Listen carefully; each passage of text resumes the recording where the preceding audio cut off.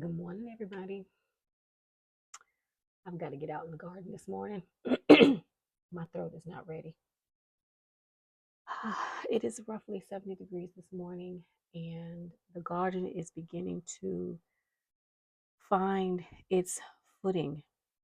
The plants are beginning to flourish. Some of them are putting on seeds, some of them are dying back just a little bit, and I can actually see a little more of the garden. You all probably can't see that much of it, but you can tell that it's a little bit smaller than what it normally is. Normally there's stuff like overflowing, and now it's just kind of little bits here and there. And so I need to get out there and do some harvesting and do some propagating. I'm going to take you all out with me today and do a little bit of propagating. I'm going to try something that I have not done before. And the reason why I'm doing that is because it is fall. And the plant that I'm going to be working with normally dies back for the fall. And in the springtime, it comes back up. Now, usually what I do is I sow a few seeds of it in the same container so that I have definitely have it coming back. Because sometimes when you go in containers, things may not come back due to the thickness of the wall of the container, where the container is, how much of the element the container is getting, because it's not in the ground. And if you're in a place where you get freezing, your containers could freeze. I am not in a place where we get freezing. We may have some cold nights. We may have a little bit of frost. It does occasionally freeze, but that's not typical for my area. And so my containers haven't fared poorly. Um, some of them, yes, but a lot of times it's because I I love things to death. And right now is perfect for me because I'm watering less. In the fall, you water less. And I tend to really water because of where I live. And during the fall, it gives me a chance to pull back and take a look and actually stop and say, okay, why is this plant looking the way it's looking? Is it because it's dying, or is it because I've done too much with the water? So right now we're going to get out in the garden. Well, not quite right now. I want to have a cup of tea and then I'm going to get out in the garden. So join me in the garden. And today we're going to do some propagation. What we're propagating is moringa.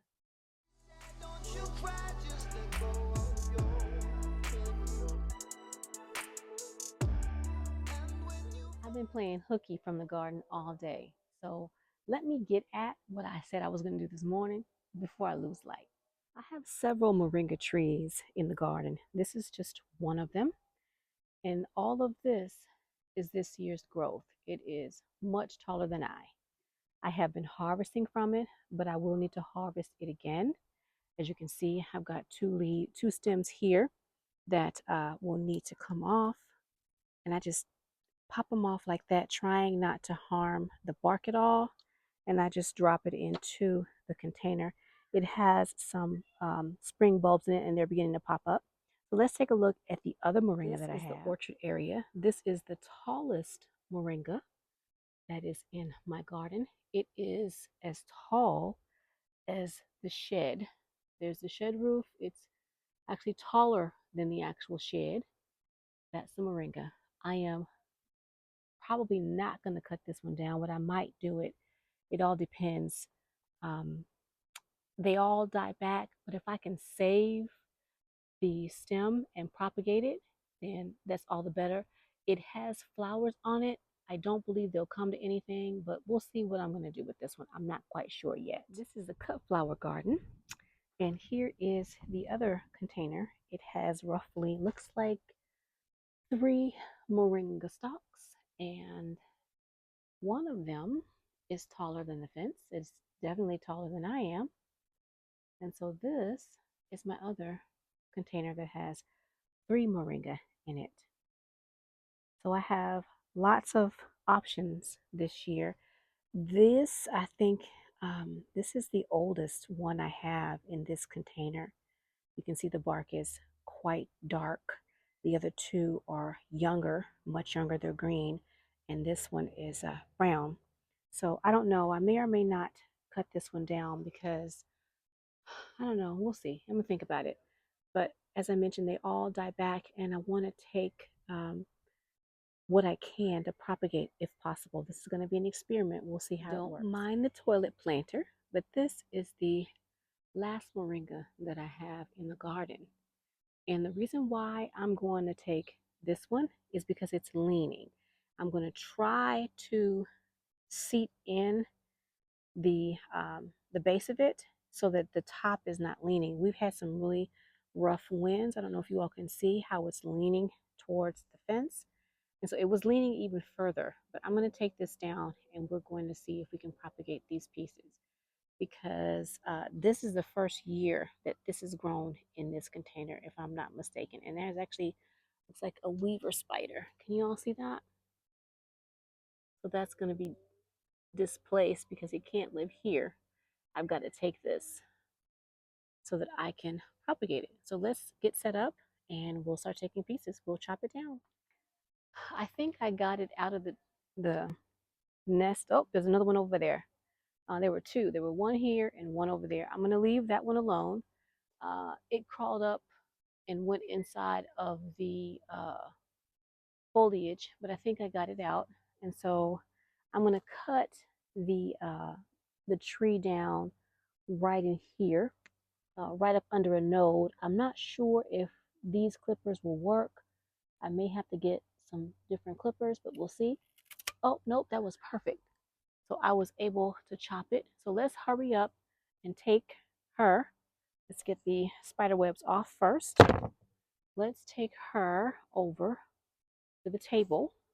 Oh, it's got ants all over it. Ugh, it's ants. Ants, ants, ants.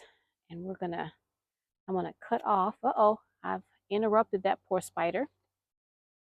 I'm gonna cut off her limbs, let them fall right there, just a few of them. The rest of these I'm gonna take and harvest.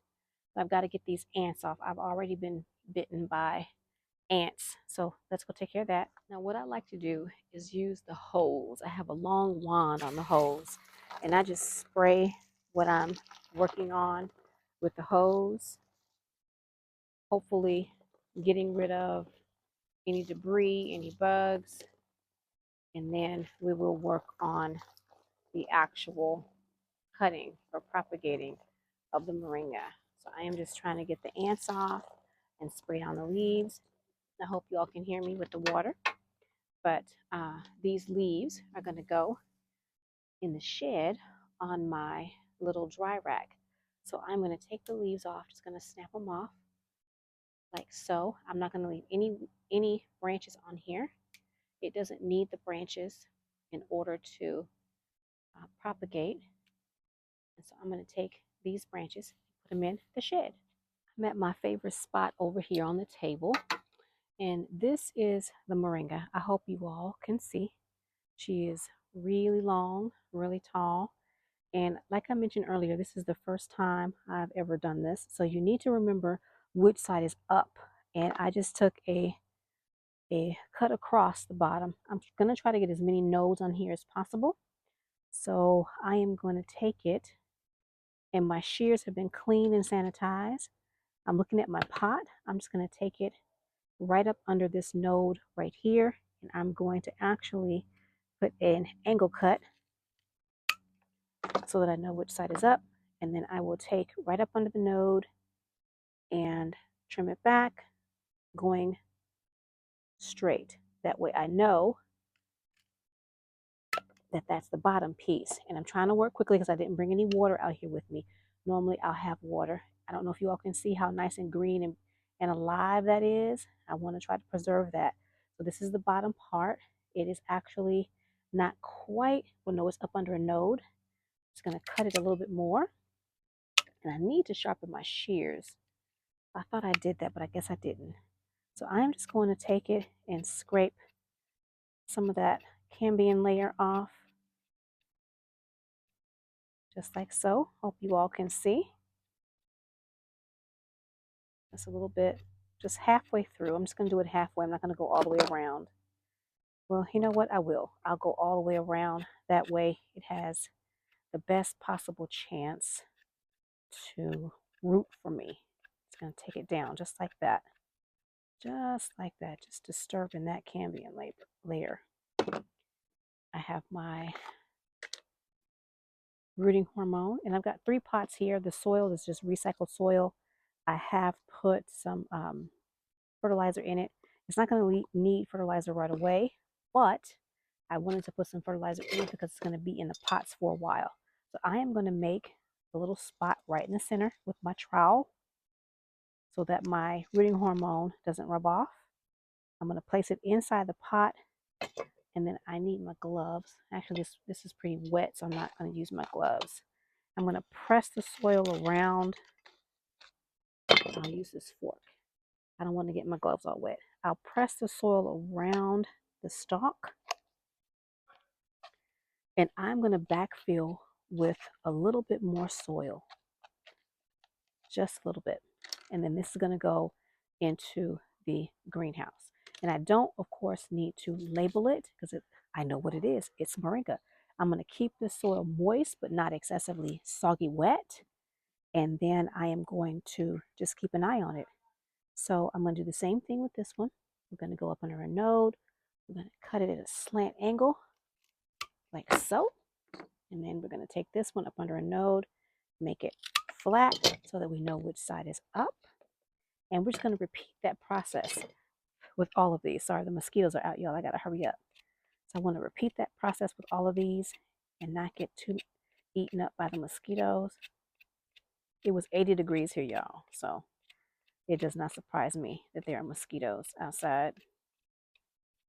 And I was not trying to come out earlier. I was enjoying my respite. Just doing things in the house that I needed to get done. Same thing, rooting hormone. This time I'm just going to take my fork and make a hole and stick it inside the soil. Same thing, I hope you all can see.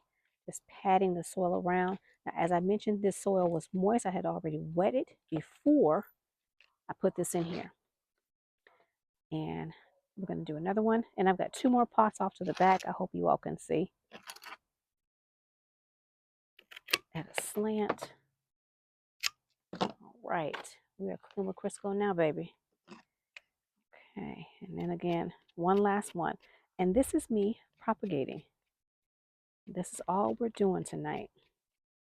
Just trying to go through the garden, make some propagations, and mosquitoes. Make some propagations and see what we can keep alive so that when the next year rolls around, we don't have to start from scratch. That's one of the reasons why I'm trying to propagate as much as I can. I don't want to start from scratch on many things, if at all possible. So I am hoping that these will survive. Now I will top these up with a little bit more soil, get them in the greenhouse. I have one more piece left. I will put some soil in one of these pots, and then that will be it for me. So let me say a proper goodbye. All right, everyone, that is it for me. I need to finish off that last clipping before it dries out. I didn't put it in any water. Normally I like to put my clippings in water so that they don't dry out, but I didn't because I was trying to hurry up and move. As you all can probably see, the sun has gone down. I have lost light. I have my porch light on, so let me hurry up. But I want to thank you for joining me in the garden. Quick video today. If you have moringa in your yard and you are cutting the stalks down, see if you can propagate them. That way, when you start over next year, perhaps maybe you're not starting over from ground zero as well. So again, thank you for joining me in the garden. I hope you like this video. Do me a favor, give me that thumbs up if you like the video or if you like the content that I put out. I greatly appreciate you giving me that thumbs up. It lets YouTube know that you like my content. Leave me a comment. Let me know if you're propagating, if you've tried propagating moringa, and if you will try propagating moringa. If you have not hit that subscribe button, hit that subscribe button. I hope to see you in the next one. Until next time, bye for now, because I got to hurry. Bye, y'all.